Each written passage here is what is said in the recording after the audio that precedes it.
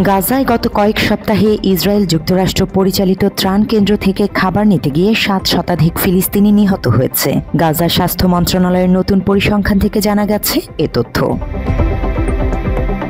স্বাস্থ্য মন্ত্রণালয় শনিবার জানিয়েছে, গাজা হিউম্যানিটেরিয়ান ফাউন্ডেশন বা GHF বিতরণ কেন্দ্রগুলিতে সহায়তা চাইতে গিয়ে কমপক্ষে ৭৪৩ জন ফিলিস্তিনি নিহত এবং ৪,৮৯১ জনেরও বেশি আহত হয়েছে।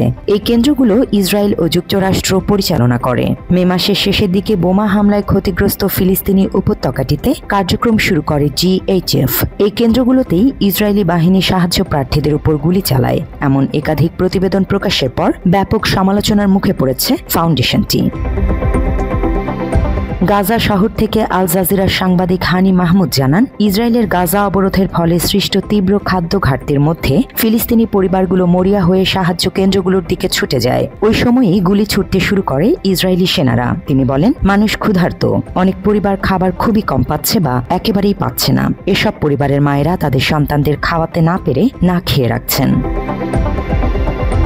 এই সপ্তাহের শুরুতে সংবাদ সংস্থা এপির একটি প্রতিবেদনে যুক্তরাষ্ট্রের ঠিকাদারদের উদ্ধৃতি দিয়ে বলা হয়, GHF বিতরণ কেন্দ্রে সাহায্য চাইতে যাওয়া ফিলিস্তিনি বেসামরিক নাগরিকদের উপর তাজা গুলি ও স্টান গ্রেনেড ছোড়া হয়েছে। নাম প্রকাশ না করা 2 মার্কিন ঠিকাদার এপিকে জানিয়েছেন, ভারী অস্ত্রধারী কর্মীরা যা ইচ্ছা তাই করছেন।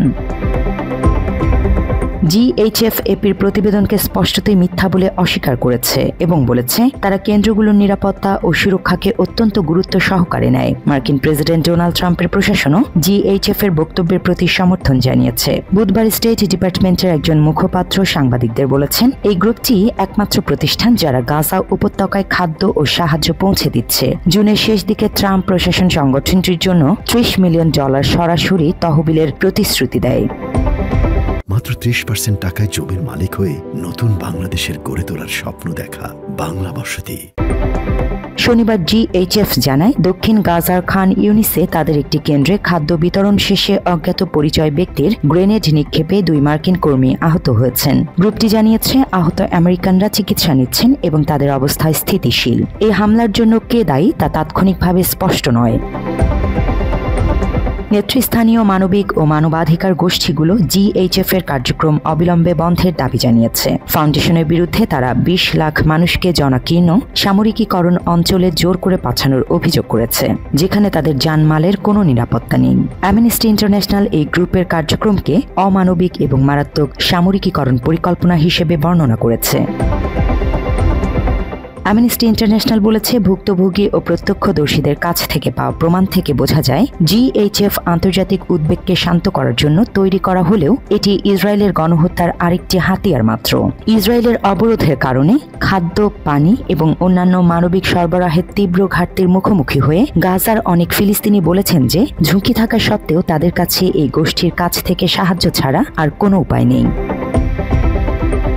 GHF সাইটে হামলায় আহত একজন ফিলিস্তিনি মাজিদ আবু লাবান আল জাজিরাকে বলেন, আমি সাহায্য বিতরণ কেন্দ্রে যেতে বাধ্য হয়েছিলাম কারণ আমার বাচ্চারা টানা 3 দিন ধরে কিছু খায়নি। আমরা যে কোনো উপায়ে আমাদের বাচ্চাদের বোকা বানানোর চেষ্টা করি, কিন্তু তারা ক্ষুধার্ত। তাই আমি আমার জীবনের ঝুঁকি নিয়ে সাহায্য বিতরণ কেন্দ্র নেত জারিমে যাওয়ার সিদ্ধান্ত নেই। আমি খাবারের আশায় মধ্যরাতে রাস্তার ধারে গিয়ে দাঁড়াই। আমার মতো আরো অনেকে ছিল। ভিড় বাড়তে শুরু করলে ইসরায়েলি বাহিনী আমার দিকে কামানের গোলা ছোড়ে। Desk report, Bangla addition.